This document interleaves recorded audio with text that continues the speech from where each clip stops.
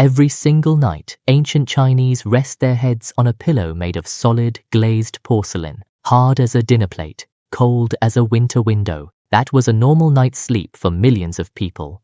Ancient Chinese people didn't just use porcelain, they also slept on pillows made from wood, stone, jade, bronze, bamboo, even hardened leather. But the most famous ones were hard, glazed ceramic. They first showed up around the Sui Dynasty, roughly 1,400 years ago. It became popular in the Tang Dynasty and peaked in the Song Dynasty. They didn't rest the back of their head on this thing like we do. They tucked the pillow under the neck, so your head tips back a little and the pillow holds up your neck instead of your skull. Why would anyone pick a rock for a headrest? Well, they had some pretty good reasons. 1. Summers across much of China are brutally hot and sticky. This was long before fans or air conditioning. Cool glazed ceramic stays cold against your skin all night. Think of it like flipping your pillow to the cold side, except it never warms back up. 2. Fancy hairstyles took hours to build. Men and women wore their hair pinned up in tall, complicated shapes, sometimes held with oils and ornaments. A soft pillow would smash all that flat. A hard one under the neck kept the hair lifted off the bed, so the whole look survived until morning. 3. Health belief. In old Chinese ideas about caring for the body, the head holds yang, basically heat and fire energy. A hot head was thought to ruin your sleep, so keeping it cool was believed to calm the mind and help you drift off. These pillows could get gorgeous. Potters painted them, carved them, and shaped them like sleeping babies, curled up tigers and lotus flowers. Some even had little poems on them about peaceful dreams, because people genuinely believed the picture under your head could shape what you dreamed that night.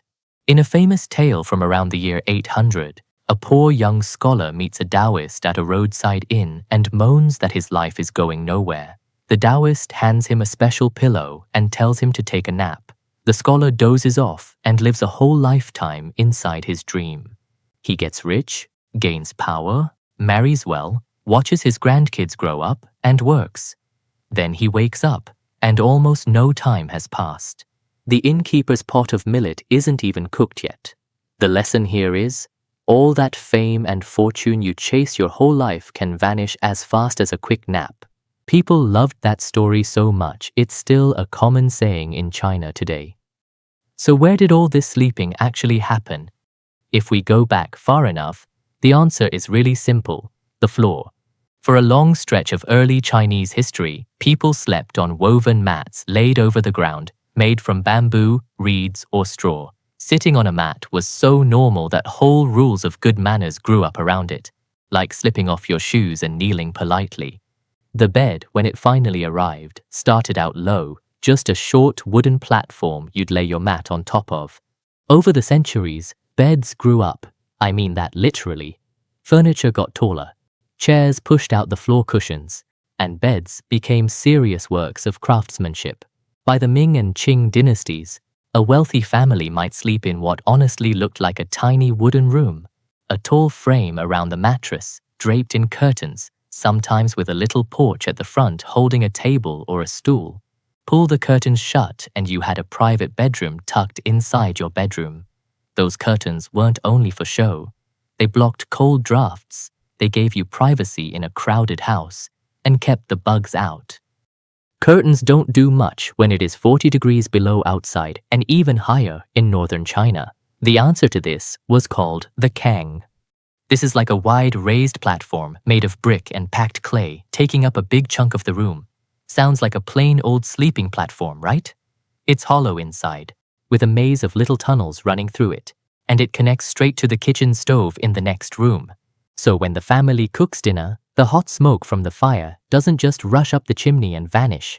It gets steered through the tunnels under the bed, warming the whole brick slab from the inside before slipping out a chimney on the far end.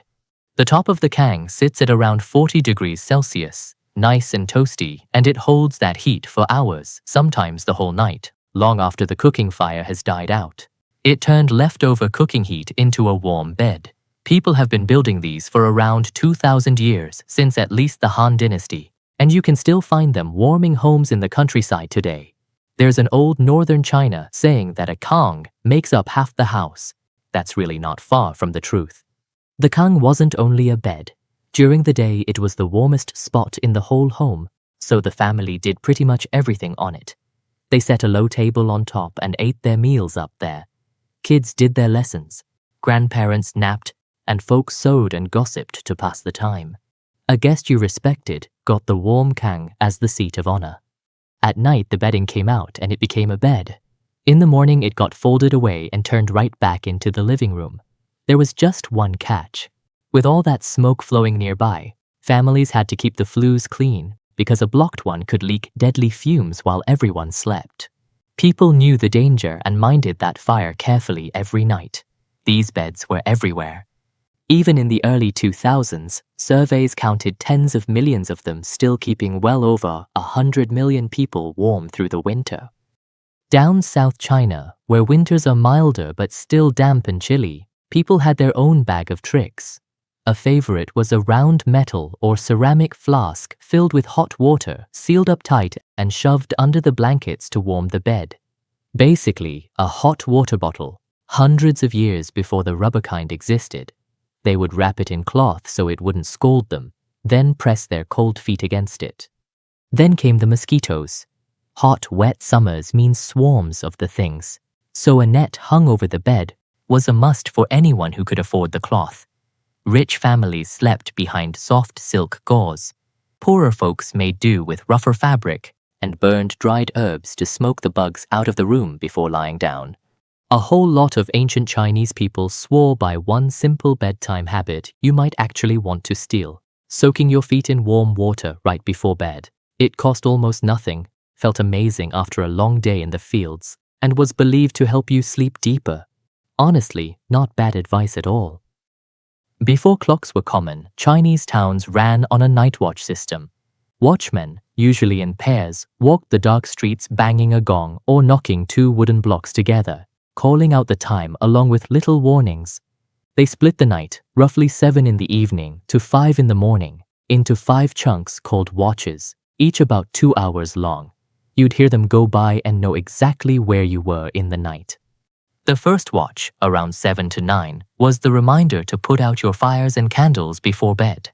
A common call went something like, "The air is dry, be careful with fire." By the second watch, the city gates swung shut and the streets were supposed to be empty. The third watch was midnight.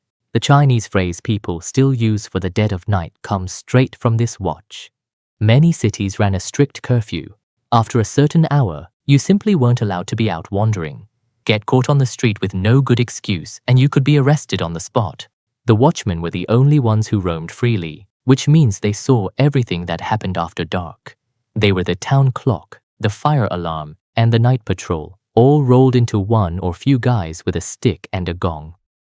The man who somehow turned sleeping into a superpower.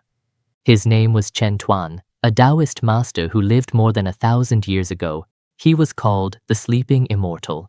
According to the old stories, he would lie down and stay asleep for days, then weeks, then more than 100 days in a row without once getting up. Was he really taking the world's longest nap? Not exactly. What Chen Tuan practiced was a kind of sleep meditation, sometimes called the sleeping dragon method. The idea was to let the body go totally still, like an animal deep in hibernation, while the mind stayed calm and aware far underneath. His followers claimed 1 hour of this deep, dreamless rest was worth a full 8 hours of normal tossing and turning. Whether you buy that or not, it tells you something. In ancient China, sleep was never wasted time. It was treated like an art, or even a path to better health and a longer life. That belief trickled down to ordinary people too. There was a popular idea that the best position to sleep was on your side, knees bent a little, body curled up soft like a bow. Lying flat on your back, stiff and straight as a board, was frowned upon. Sleep on your right side, the teaching said, and your body rests easy. People also tried to fall asleep and wake up with the sun. Work when it's light, rest when it's dark. They put real weight on the hours around midnight, believing that's when the body quietly repairs itself. Sound familiar? It's basically the early to bed, mind your posture, get your deep sleep advice your doctor gives you today, just 1,000 years ahead of schedule. Ancient Chinese sleep wasn't rough or backward in the slightest. If you want to see more videos like this, hit subscribe, like, and share this video. See you in the next one. Thanks for watching.